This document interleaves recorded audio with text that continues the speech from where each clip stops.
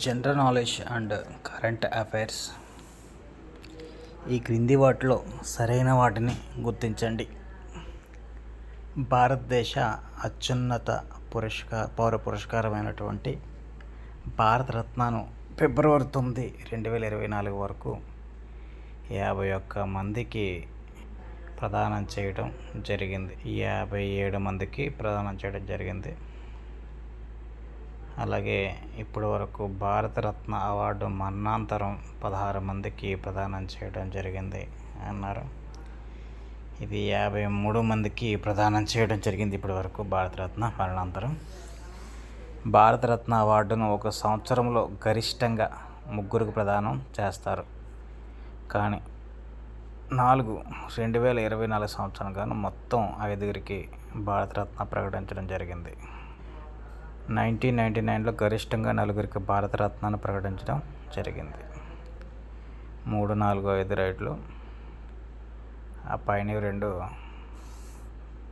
Correct చేయడం జరిగింది. Argentina soccer super star Lionel Messi record స్థాయిలో ఎన్నోసారి అత్యుత్తమ ఆటగాడిగా బాలన్ డి'ఓర్ 2023 అవార్డు గెలుచుకున్నారు.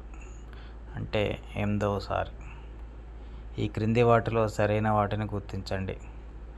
ఐక్యరాజ్య సమితి అంతరిక్ష వ్యవహారాల కార్యాలయ డైరెక్టర్గా భారత సంతతికి చెందిన అతిహుల్లా మైని నియమితులయ్యారు. ఐరాస సెక్రటరీ జనరల్గా ప్రస్తుతం అంటోనియో గుటెరస్ వ్యవహరిస్తున్నారు. అమెరికా విదేశాంగ మంత్రిగా ప్రస్తుతం లోయిడ్ ఆస్టిన్ వ్యవహరిస్తున్నారు. దీంట్లో 1, 2 కరెక్ట్, 3 రాంగ్. 4వది, ఈ క్రింది వాటిలో సరైన వాటిని గుర్తించండి. ఈజిప్ట్ అధ్యక్షుడు అబ్దుల్ ఫతా ఎల్సిసి వరుసగా 2వసారి ఇటీవల జరిగిన అధ్యక్ష ఎన్నికల్లో విజయాన్ని సాధించడం జరిగింది. 2 అబ్దుల్ ఫతా ఎల్సిసి 2018లో తొలిసారి అధ్యక్షుడిగా ఎన్నికయ్యారు. ఈ 2 తప్పండి. 2వసారి కాదు, 3వసారి ఈయన విజయం సాధించారు. అలాగే 2018లో తొలిసారి కాదు, ఇంతకుముందు ఆయన అధ్యక్షుడిగా ఉన్నాడు. ఈజిప్ట్, లిబియా, పాలస్తీనా, ఇజ్రాయెల్, సుడాన్ దేశాల్లో అంతర్జాతీయ సరిహద్దు పంచుకుంటుంది. అది రైట్.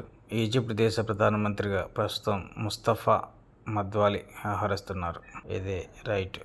5వది, ఈ క్రింది వాటిలో సరైన వాటిని గుర్తించండి. ప్రపంచంలో అతిపెద్ద ధ్యాన కేంద్రం అయినటువంటి సర్వవేద మహామందిరంను ఇటీవల వారణాసిలో భారత ప్రధాని నరేంద్ర మోడీ ప్రారంభించడం జరిగింది. 2 ఈ సందర్భంగా భారత ప్రధాని నరేంద్ర మోడీ ప్రజలకు నవసూత్రావళిని ఉద్బోధించి వాటిని నెరవేర్చాలని పిలుపునిచ్చారు. ఇది కూడా రైటే. 2045 నాటికి భారత్ అభివృద్ధి చెందిన దేశంగా అవతరిస్తుందని మోదీ పేర్కొనడం జరిగింది. ఇది 2047వ సంవత్సరానికి. అలాగే ఉత్తరప్రదేశ్ రాష్ట్ర గవర్నర్గా ప్రస్తుతం రమేష్ బయాన్ కాదండి, ఆనందీబెన్ గవర్నర్గా పనిచేస్తున్నారు. ఈ క్రింది వాటిలో సరైన వాటిని గుర్తించండి. ప్రపంచంలో అతిపెద్ద వాణిజ్య సముదాయంగా అభివృద్ధి చేసిన సూరత్ డైమండ్ బోర్స్ భవనాన్ని ఇటీవల భారత రాష్ట్రపతి ద్రౌపది ముర్ము లాంఛనంగా ప్రారంభించారు. ఇది ముర్ము ప్రారంభించలేదు, మోడీ గారు ప్రారంభించడం జరిగింది. గుజరాత్లోని సూరత్కు సమీపంలోని కజోడ్ గ్రామంలో ఈ సముదాయాన్ని 3200 కోట్ల వ్యయంతో మొత్తం 35 ఎకరాలు నిర్మించడం జరిగింది. ఇది రైట్. ప్రపంచంలో ఇప్పటివరకు అతిపెద్ద కార్యాలయ సముదాయంగా ఉన్న అమెరికా రక్షణ కార్యాలయం పెంటగాన్ను వెనక్కి నెట్టి ఇప్పుడు ఆ స్థానాన్ని ఎస్టీబీ ఆక్రమించింది. ఇది రైట్. అలాగే ఈ సముదాయాన్ని ఎల్ఎన్టీ అనే సంస్థ డిజైన్ చేయడం జరిగింది అన్నది రాంగు. ఆర్కిటెక్చర్ ఫిల్మ్ మోర్ఫోజెనిసిస్ అనే సంస్థ దీన్ని డిజైన్ చేయడం జరిగింది.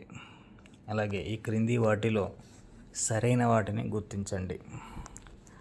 ఆకాశ క్షిపణి సాయంతో 25 కిలోమీటర్ల పరిధిలోని 4 గగనతల లక్ష్యాలను ఒకే ఫైరింగ్ యూనిట్ ద్వారా ఏకకాలంలో ఛేదించగల సామర్థ్యం సొంతం చేసుకున్న తొలి దేశంగా భారత్ అవతరించింది. ఆ రక్షణ పరిశోధన అభివృద్ధి సంస్థ వెల్లడించింది. ఇది రైట్. గగన దాడుల నుంచి సున్నిత ప్రాంతాలను రక్షించేందుకు ఆకాశ క్షిపణులను వినియోగిస్తారు. ఇది కూడా రైట్. క్రూయిజ్ క్షిపణి అయిన పృథ్వీ క్షిపణి భారతదేశం తొలిసారిగా స్వదేశీ పరిజ్ఞానంతో రూపొందించడం జరిగింది. ఈ పృథ్వీ అనేది క్రూయిజ్ క్షిపణి కాదు. క్రూయిజ్ క్షిపణి వచ్చేసి బ్రహ్మాస్. ఇది బలిస్టిక్ క్షిపణి. పృథ్వీ క్షిపణి బలిస్టిక్ క్షిపణి. ఇది రాంగ్. భారతదేశం రూపొందించిన తొలి క్షిపణి బ్రహ్మాస్.